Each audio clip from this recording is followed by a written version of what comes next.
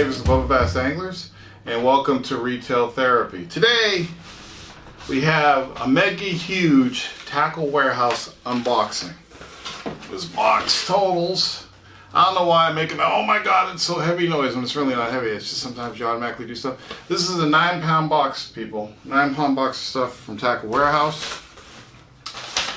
Here is the manifests of all the items. I got everything but one item. One item is still on back order. Something from Live Target. Jerkbait or something like that. So, a couple things.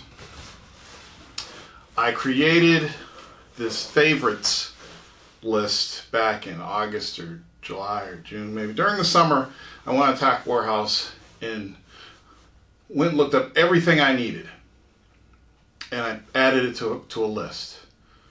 And I saved that list for Black Friday. It was like $380 something, and after Black Friday savings, only $270 is what I spent. So I got a really good deal, over $110 in savings. The cool thing about Tacklewarehouse is when you put a big order in, you can get free t-shirts and stuff like that. Something was wrong with the t-shirt system, and it let me put in more than one free t-shirt. I don't know if they do that all the time or if it was just bugged, or maybe they had too many black shirts they wanted to get rid of. So I ended up getting 5 black Tacklewarehouse shirts because I just kept adding them, and it was 0 every time. So I said, let me get a bunch of shirts. So I got 5 shirts and some other stuff. So let me go through this list. It's going to sit back. You guys know you love them, but I love watching unboxings, especially Tacklewarehouse unboxings, because it's fun and it gives you, the viewer, a chance to live vicariously through somebody else. I do the same thing. I love unboxing videos. That's why I do them, because I know there's other people out there that like them. And why not? Plus, I'm trying to fill my bait wall here for 2019 fishing season. So, Tacklewarehouse hat, black and gray. Long sleeve Tacklewarehouse shirt, gray. These don't really matter. 5 black Tacklewarehouse t-shirts.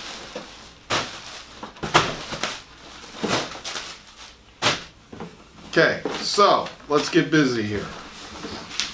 As you can see, if you saw the picture earlier, I reorganized everything so I could easily and neatly pull it out.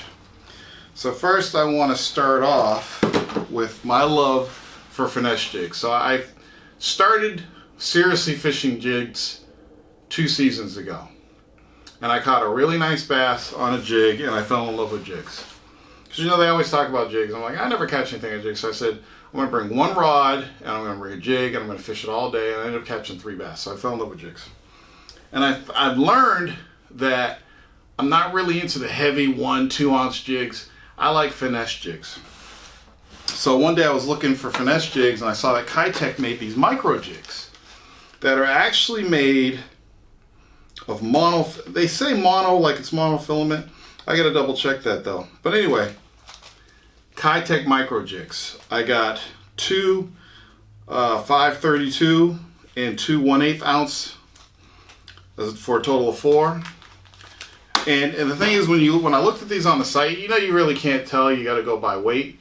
But even though you go by weight, I still figured they'd be bigger than this. So when I first got these, I was amazed to see how small they were. I mean, look at the jig next to my index finger. It's a real micro jig. It's super tiny.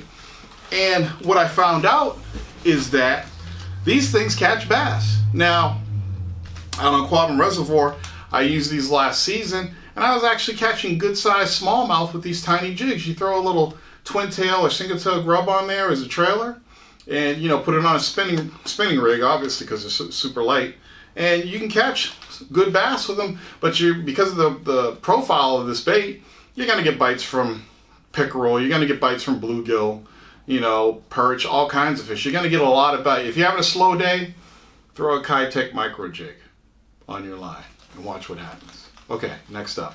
So after the Kitech jig, I really fell in love with finesse jigs. So I started searching for more and larger profile finesse jigs. So I found these new spot remover jigs. I got 4 of these. This is a finesse jig. I got these in 1/4 ounce and 3/8 ounce. 2 different sizes. And I've never tried spot remover jigs before, but they look cool. It's from Buckeye Lures, and these are pretty cool. So I'm going to try these. These are great during the spawn. I got 4 of these. Next up, just to add some weight, I got some bigger finesse jigs. I mean, they're the same size as the other ones, but I mean, they have much more skirt material on them. These are Cumberland Pro Lures, and I got 3/8 ounce for both of these. And these are basically football jigs. So they have a little different presentation than the other jigs. Cumberland Lures. Next up, back at iCast, Z-Man introduced finesse bullets. So I grabbed another small pack of finesse bullets, giving me 6 total to use next spring. These go great with the Z-Craws, so had to get a couple more of these. I love these finesse bullets. It's a new type of jig, works great. If you plan on doing some fishing, try these out if you're looking for something different. Next up, I love crankbaits, and my first bass that I ever caught when I was younger was caught with a cotton cordell crankbait. So I got a few up there.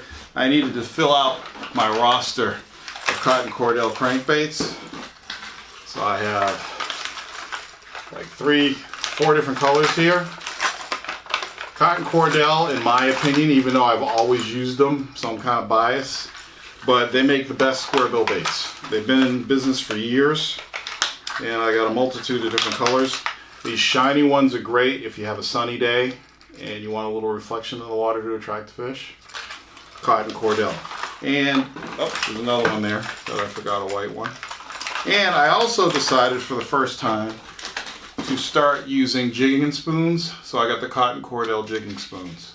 2 in a pack. Next up. Another thing that I started liking about using crankbaits was the idea of using deep diving crankbaits for deep water. Deep water is something that we don't do often, but since we started using Quabbin Reservoir as our main fishing location that has really deep water, I decided to add some more deep diving crankbaits. So I got the Rapala DT16 and the Rapala DT20. Obviously these go 18 and I think it's 18 and 15 feet, or 16 and 20 if you want to round it off. So I got 6 of these, and they're all different flavors and colors, you know, and they're huge. These are big crankbaits for big fish, and they go deep. So 6 of those. Next up, I've always heard good things about KVD's crankbaits, so I picked up 4 Strike King. I say KVD because Strike King's associated with KVD, but Strike King XD deep diving crankbaits. And I think these go as deep as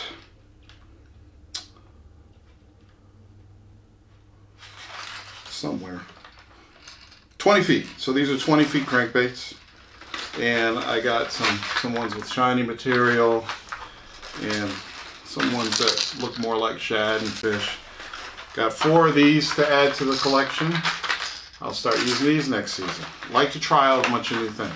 Okay, because of Ed, I started getting into 10-inch worms. Strike King KVD plastics. I got watermelon seed and June bug. Gigantic 10-inch worms that I put on 6/0 hooks, 6 or 7/0 hooks, which also catch your big bass.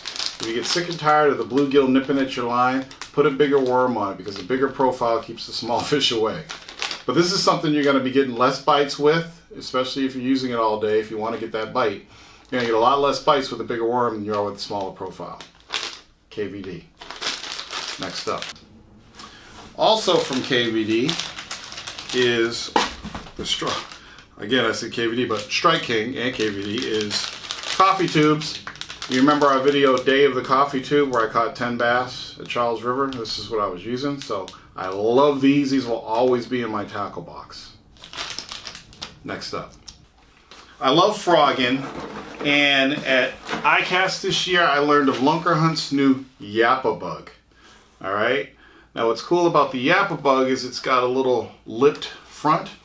So usually when you're frogging, you kind of walk the dog to get the action out of the frog.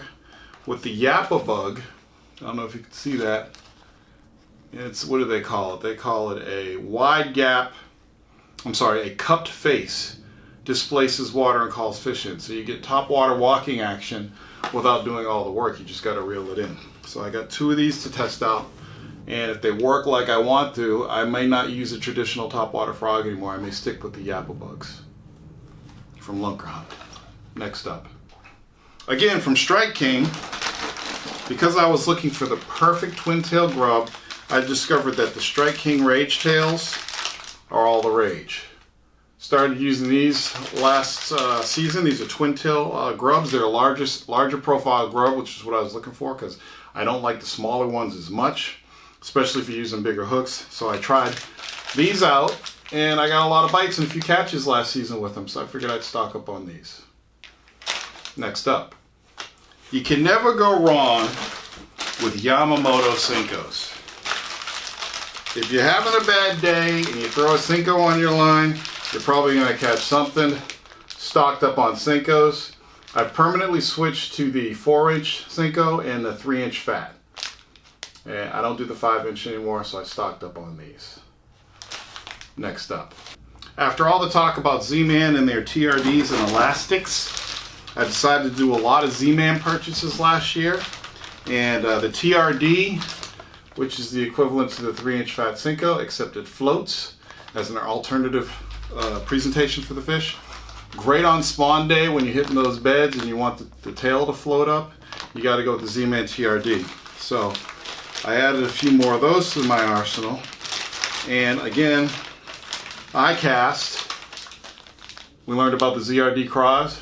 So I bought 3 more packages of those to go with the finesse bullets. This is perfect presentation if you hook it up to a finesse bullet. So 6 new bags of Z-Man stuff. Next up.